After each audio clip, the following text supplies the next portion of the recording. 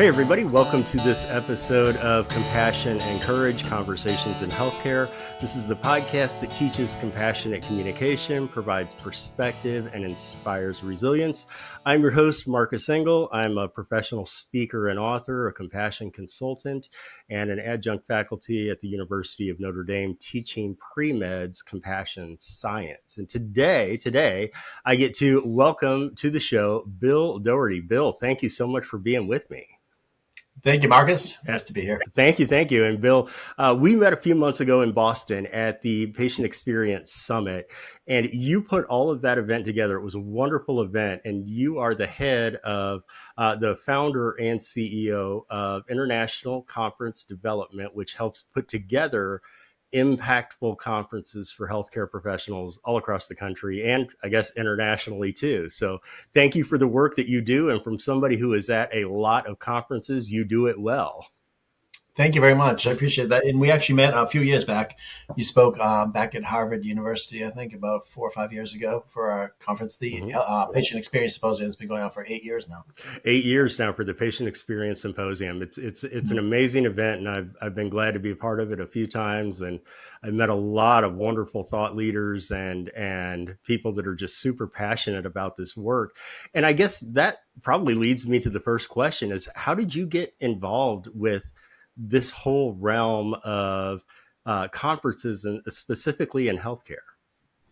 I got into the conference industry at the end. I was getting my graduate degree, and I actually was the class president at my university, and I put together a breakfast series that got written up in papers and all. And we had CEOs from the area coming in, and other universities started asking me how I did it, and so I started helping them put it together.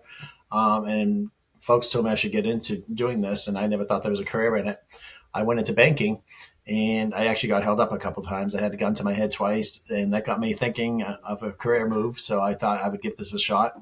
And I started in biotech conferences. My first conference, I actually did extremely well. We sold out of the conference for the first time in the company's history, and it was a brand new topic on G protein coupled receptors, I recall. And I just got my knack for it. Before you knew it, I was running divisions, and then I moved over, worked for a Fidelity company running the Boston Wine Expo, the sales for that. We sold out of that, made it the largest consumer wine event in the country. Went on, started my own company in healthcare, not healthcare, in high tech, doing high tech conferences. I sold that company and started working for the Storage Networking Industry Association. We helped to grow that from $2 million to $7 million in a 7-year period. A lot of it was doing trade shows and conferences, as well as membership drives and so forth. I was a little burnt out from that, so I took a break. I moved to Maine from Boston and opened a restaurant for 12 years. And about 10 years ago, I stopped the restaurant business and started getting back into what I enjoy doing. And I wanted to start another conference company that made an impact. This is my last one here. So we are making an impact with ICD. We're fostering collaboration, and we're doing topics such as patient experience. We're addressing physician suicide, healthcare equity, hospital at home, and other women in healthcare and so forth. That is an amazingly storied career in so many different realms, and high tech, conferences, banking, restaurateur. This is a wide variety of interests. But I have to go back to the banking thing. You say you were held up a couple of times. I was, yes. So when I was a assistant manager, I think they called it. He came running into the branch right when we opened, jumped over the desk and held the gun to me. And it happened again a second time. Not as bad, but they came into the branch. They didn't come up to me that time. But How I frightening. read the tea leaves and said it was time to move on to another career. I can understand that. So welcome to the much safer world of conferences. Yes, nobody's come on yet. So, So did you have any healthcare professionals in your family growing up, or what ultimately brought you to kind of this world of patient experience and physician suicide, which can kind of go in with a lot of the same elements of patient experience too? well, I started the company because my mom was diagnosed with cancer at the age of 52. So I quit school, took care of her, and she had colon cancer. Mm. Some of the doctors and nurses made a real difference, but there were also many times they experienced they left us confused and like we were just not a priority. For example, when the doctor diagnosed her, I won't mention the hospital, but they had us in a room there. They gave us the diagnosis. They said, "Get your affairs together, go home. You only have about 2 months to live. Do you have any questions?" And that's how it ended.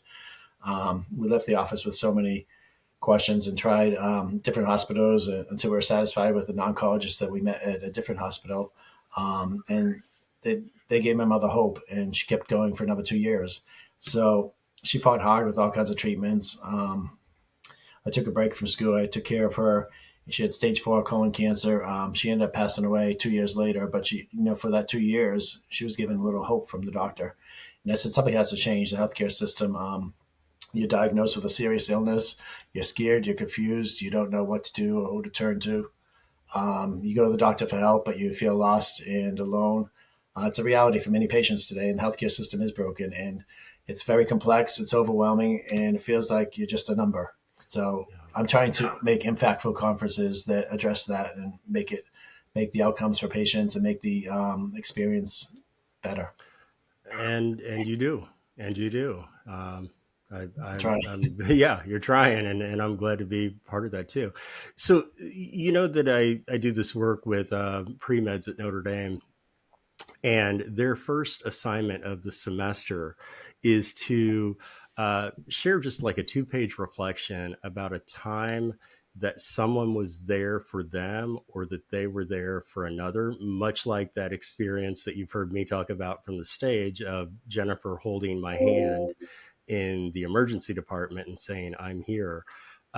Is there, whenever I ask you that question, to reflect on a time that someone was there for you or that you were there for another, does the story with your mother and her diagnosis and cancer battle, is that the first thing that comes to mind? Or do you have another story about a time someone was there for you?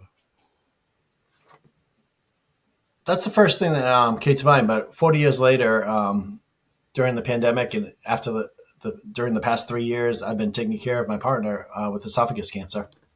So we've gone through 28 radiation treatments, a year of chemotherapy, a year of immunotherapy, um, 22 surgeries right now. So doing all that during the pandemic and having to be outside, I couldn't go in the hospital a lot of times. And then trying to run the company and keeping it going too was during a pandemic. And plus being a caretaker, that was pretty tough. So but I did notice that things have changed over 40 years. The way the doctors, the compassion they give you, it got much, much better. And there's hope. And you go from stage 4 cancer, and 3 years later, there's no sign of it. So we just Beautiful. recently had a good PET scan. So things have changed. And that's, I guess, the latest time I've been there for somebody as a caretaker. That's a struggle, right? I think any of us who are um, married, partnered up, etc., or even if you just love another person, a deadly diagnosis like that can come along, and of course, it's going to rock everybody, right? These things don't happen to individuals; they happen to families. And so how specifically were you there for your partner during these multiple surgeries and radiation treatments? I was the one talking to the doctor all the time. When you're going through this, you don't know how to think. You need somebody there. I don't know how anybody could do it on their own. So making all the appointments, riding to the appointments, keeping track of them all, asking the questions, insisting on clinical trials and other things coming up. We insisted on Keytruda that was just coming out of clinical trial, and that really made a big difference. So I really did the research, spoke to people, had a lot of help from folks that I met through some of the conferences actually too. So that was good. So I was there. I think I made a difference. Yeah, I'm sure you did. That's an often overlooked area of caregiving that we don't even think about. Tiring. It's tiring, right? It's exhausting, and I was specifically speaking of the coordination. I mean, whenever somebody's going through a cancer journey, my father is currently doing the same thing, and he's on Keytruda Sorry. for melanoma right now. It's doing wonderfully, thank goodness. But we don't think about all the coordination and appointments and logistics to get people to the appointments, especially when people are potentially taking treatments that might be physically demanding on them and they can't drive. There is a lot that goes into caregiving. There's a lot that goes into caregiving, and I'm really glad your partner has you, and that you guys are surviving. Yeah, living in Maine, we're close enough to Boston, but it is still 2 hours each way, and so a lot of nights at hotels. And but luckily, I was able to do it, so um, things are going well. What what kind of personal experiences did you have with the the healthcare professionals that were taking care of your partner, that maybe you would square with what you've learned at the symposiums? The You Yeah, see what what I'm I found saying? out, How does that yeah, all play together? I found out that the support of the doctors and the nurses this time around with my partner, they were kind, compassionate, and understanding. They made us feel like we weren't alone. It was not like the experience I had with my mother many years ago. And I don't know if it's because of the HCAP scores or what happened, but they were great. They explained everything. They kept giving us hope. So it wasn't a dark cloud over you when you go in there talking to them. So yeah, they made the experience um, doable. Yeah, you mentioned HCAPS and whether or not that's the deciding factor. I don't know whether that's the deciding factor I don't know either, in but any kind of healthcare, really, but I do feel like the paradigm has shifted. Obviously, docs set the culture of hospitals, and I feel like the paradigm has shifted somewhat in the way that docs look at people. And now, I think 30 years ago, when I was going through my trauma and your mother was going through her struggles, you were taught, and the culture with physicians was a little more that you don't think of this person really as a person so much, because you want to stay disconnected in case right, the worst happens. And I feel like that has kind of shifted now. We've realized that, look, you can say, I'm not going to get close to this patient, but you still do. You still do. We're human beings. We're connected. We're meant to be in community with one another. We're meant to have these relationships. And that really ties in with why I love that these conferences exist. Conferences where you can pull people together that are sharing great ideas, that are networking, that are even sitting down just to have coffee in the hallway. Boy, what a way to collaborate. So how have you seen some success from the conferences that you put on, specifically in patient experience? But I'd also take any of your insight on the other conferences that you coordinate. I've had people write me letters. I've had people call me and tell me that they look forward to it every year. They go and they get to talk to their peers and they realize they're not dealing with it alone. The big thing was the healthcare burnout symposium that we launched after patient experience symposium. Doctors were burnt out, and we had a workshop on it, and there was standing room only.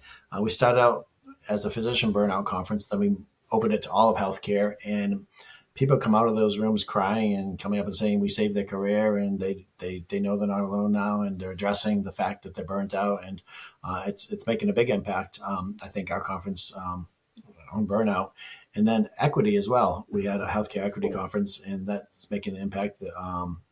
Working with the Rise to Health Coalition with IHI, making an impact there, not only in conferences but through the coalition. And hospital at home, we're addressing that now, and that's a big thing. And we're making an impact on hospitals that are able to get into it and treat people at their homes, whether it be at a rural hospital or even in the city. People have better outcomes when they're at home, and they're more they feel better. The caretakers are home with them sometimes they're not, but the doctors are all working on that issue as well. So we're doing a lot to address these topics that make an impact in patients and provide better outcomes, hopefully.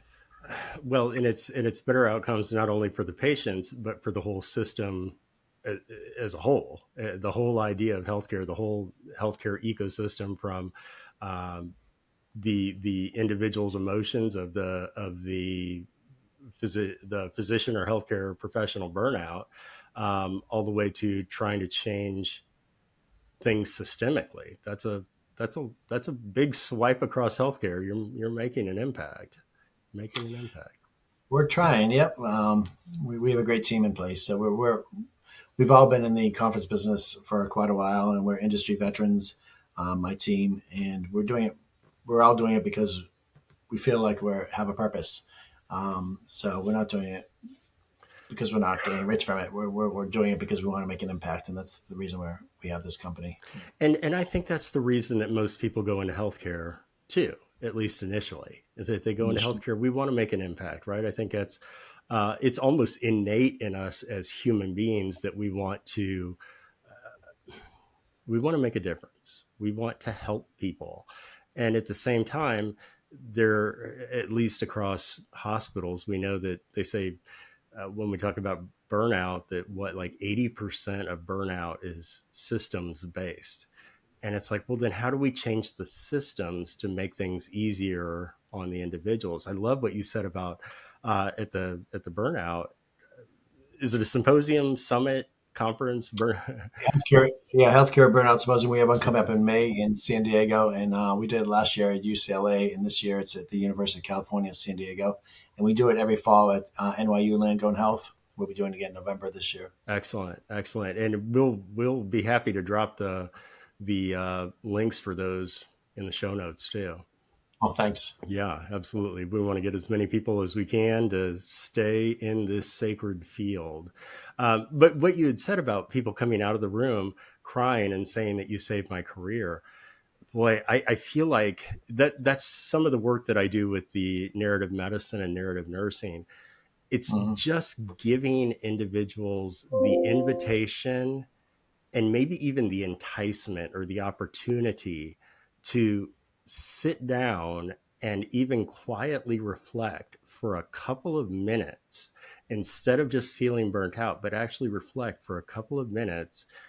It just helps break down those layers that have built up, that just have to get built up, those layers of resistance that go along, I guess, with any kind of work, but specifically in healthcare, where if you don't feel like you're making a difference, that's where you start to feel burnout, when you feel disconnected from your work. And I just love that you're giving people the invitation to at least reflect for a while on, why am I burnt out and how can I get out of this state of burnout. And boy, I'd love to witness that conference up close too.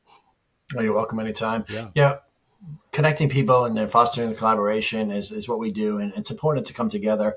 You can do it virtually, of course, but it's not the same as being there in person and talking to people. And most of the networking that happens after the event, or in the city, New York or California or anywhere, people go out, they get to know each other, and they develop a network, and they stay in touch throughout the year, and they meet each other every year at the conference, or they, you know, I think it's important to foster the collaboration. That's pretty much our goal, is not only to educate, but also to foster collaboration amongst coworkers and peers. And they also say that people don't quit jobs because they hate the work. They quit jobs because they hate the people that they're Right. working with so Yeah. often. And so if we can find other colleagues and associates and friends that are in the same business that can share some of those same struggles, um, it just makes us feel more connected, more community. It's what life is all about, simply Exactly. put, relationships. So, so talking about relationships, let me throw a couple of kind of weird questions your way, just because I like to get to know people a little bit better. So you say you grew up in Boston? Yeah, Cambridge, Mass. Cambridge. Okay. And so let's think about, you're in high school in Cambridge, and it's after school, it's after practice, it's on the weekend, you're hanging out with your friends, and whatever you're doing, you're cruising around, etc. What's on the radio while you and your friends are hanging out in high school? What are you guys listening to? My Dodge Dart. Your Um, Dodge Dart. Awesome. I don't know if I had a radio. Let's see. Well, Jay Giles, I guess, back then. Yeah. Yeah. Jay Giles and the music of that time. Jay Giles, Tina Turner, always. You had the opportunity to see either of those artists in concert. I saw Tina Turner and I saw Jay Giles. Yep, Jay Oh, Giles was the first concert I went to. Tina Turner, I saw her last concert. oh, wow. That's incredible. That's incredible. Most recently, saw Billy Joel Hmm. last 2 weeks ago in New York.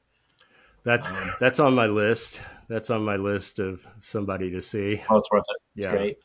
Yeah. And to see it in New York too would be pretty special as well. Yeah, Yeah. around the holidays was nice. Yeah. Nice. And so do you have a favorite book, or another way to ask that is what book do you most often recommend to other people? What book do I? A lot of my speakers' books, I guess. Wonder Drug, Steven Chesniak. What was a good one? I've got a whole shelf full here. I Yeah, don't that's want fine. to. Share some titles there. I can't see them from here actually, but the speakers that a lot of times we have authors at our events. They always give me a signed copy of the book, and I try to read those and learn more about the topics that I'm bringing together folks in, either whether it be burnout or patient experience or equity. Um, I enjoy reading What are you work. currently reading? What am I currently reading? Hmm. Oh God, if you can see my desk right now, Is that like I'm reading. half a dozen books? I've got two of them right next to me. One of them is Lee Tomlinson's Compassion Health, Hmm. and this excellent book, Beyond the Walls from Zev Newworth. Okay, excellent, excellent. I've heard of both of those, and they are on my list, but I have not read either one yet. So Mm-hmm. good stuff. Good stuff. And so I guess for my last real question for you is with the work that you get to do, especially in the different factions of what you do, the different areas, if you had the ability to take your work and your life experiences and to shrink everything that you know down to the size of a billboard. And that billboard would be on the world's tallest mountain, world's largest billboard. What is the message that you would want to broadcast to humanity? Um, the message I just to love one another. Love one Um, another. Not yep, that just treat people the way you want to be treated. it's not rocket science, right? Nope. Because I put a little something, a little promo for the conferences too. Yeah, yeah, please. Yeah, share with any and use this opportunity too. I know you shared about the burnout symposiums that are coming up, but and we talked about the patient experience symposium, which is in September every year. September 16th through the 18th, it'll be at the Park Plaza. We're working with Laura Cooley, the editor of the Journal of Patient Experience. She's our chairperson again this year. Excellent, Um, excellent. our conference is different because we stimulate conversation and make it very interactive. So after the presentations, folks gather together. We have facilitators at the tabletops. They discuss about the topic and what they learn and what they're going to take back to their organization. So it's different than just what you could do sitting at your desk watching it online. You're actually interacting with people at our conferences. Which again builds relationships, right? Builds community and collaboration and forward advancement. So Mhm. thank you for doing that. And Yep. we'll drop a link for ICD and in there too, just in case anybody's listening that wants to have the services, not just attend the conferences. Thank you. Yep, we're working on our first marketing conference coming up in Nashville, Tennessee. That's going to be March 18th and 19th. We have a regulatory conference on the hospital home regulatory and policies. That's going to be in DC in April. In May, we have our healthcare burnout symposium in San Diego. In June, we have our hospital home conference, which sold out last year in Boston. We're doing that again. We're also doing one on workforce challenges and retention in the healthcare industry. That's going to be in June in Boston as well. You do a So lot of there's traveling. I'm starting to do a lot of Yeah. traveling again, yes. But I have a whole team that helps me. It's not just me. Good, good, good. And like I said, the way the conferences have been put together shows all levels of professionalism. So you do have a Oh, very good team around you. thank you very much. We Yeah. do. Well, Bill, thank you so much for taking some time to talk with me and share some space and some stories. And appreciate you and the work that you do, and appreciate your time with me today. I appreciate everything you do. Thank you, Marcus. Absolutely. Thanks a lot. And listeners, thank you for tuning into this episode of Compassion and Courage Conversations in Healthcare. This is the podcast that teaches compassionate communication, provides perspective, and inspires resilience. I'm your host, Marcus Engel, and I want to thank everyone for all of the subscribes and shares and retweets, etc., that you're doing to help share the message of compassion and courage. We will see you on the next episode.